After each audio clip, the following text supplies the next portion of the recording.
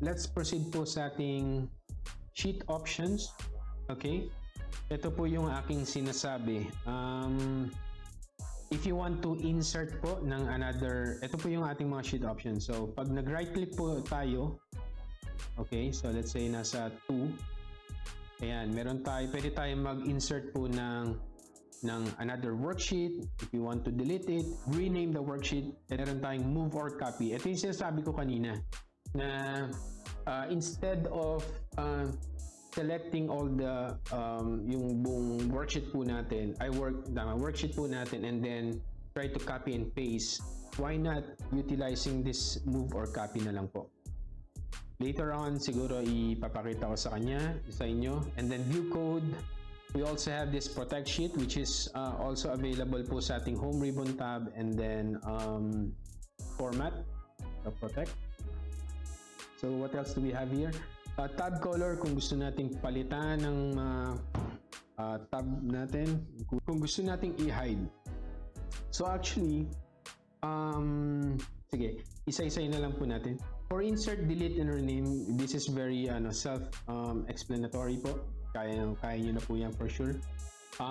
Sa move or copy, for example, itong ating worksheet 2. So let's say, for example, gusto natin siyang i-duplicate. Okay? Ang gagawin po natin sa kanya, okay, let's try po yung duplicate natin siya sa same workbook. Okay? So click, and then pwede po kayong mag-select ng book, workbook. Pwedeng it's a new book or yung existing workbook po natin. But what's more important is that do not forget po na i-click po natin ang ating create a copy.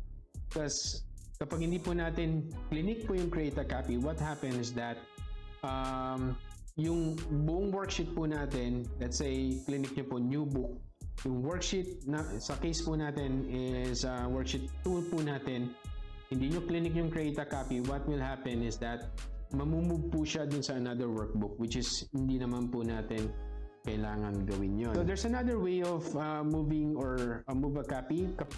Yung workbook lang po natin. All you have to do is just to click the Control Shift arrow right. So let's try this one, ha? So itong 2 natin, okay, so ipe-press ko po Control Shift and then arrow right. Ayan, mapapansin nyo nagkaroon ng plus sign sa baba. And then pag nirelease ko po siya, see, nagkaroon siya ng duplicate na worksheet. Yan. So mapapansin nyo, dalawa na po ang ating 2. Okay? Worksheet, we'll discuss that more pag nasa home ribbon tab na tayo. Tab color, hide. Actually, itong very hidden po natin. Very useful po siya.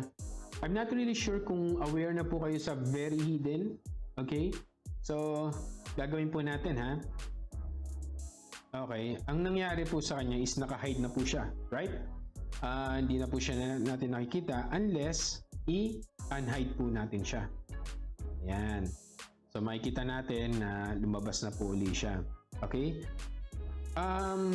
Merong feature si Excel na tinatawag po natin very hidden. Right-click po natin. Ito yung target po natin i-hide. Okay? Let's go to view code. All you have to do is just to select po yung ating specific na worksheet na gustong i-hide. And then, apply po natin yung properties. Meron sa pinakababa po nun, which is yung visible. Change it to very hidden. Okay? So, and then close the yung BBE po natin. Now, kung mapapansin nyo dito, bumalik na po tayo sa ating worksheet. Okay? Pag ni-right click po natin siya,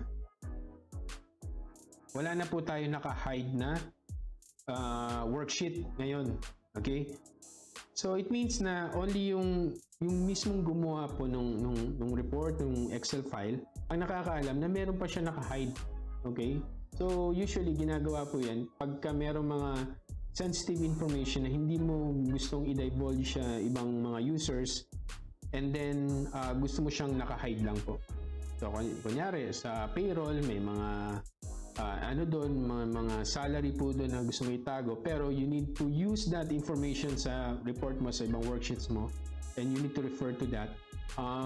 Pwede nyo pong magawa yun. So again, meron po tayong features sa Excel na very hidden, na magagawa nyo lang po siya Visual Basic Editor.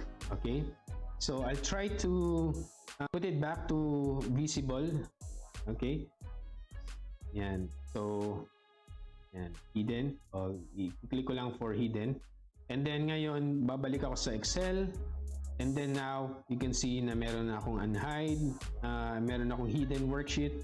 And then again, dito siya.